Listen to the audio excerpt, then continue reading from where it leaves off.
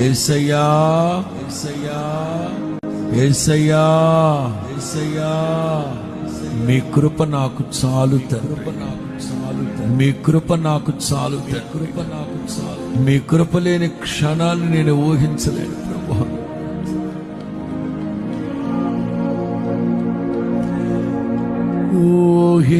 ఊహించలేనే, చెప్దాం అందరమే, ఊహించలేనే నీ కృపలేని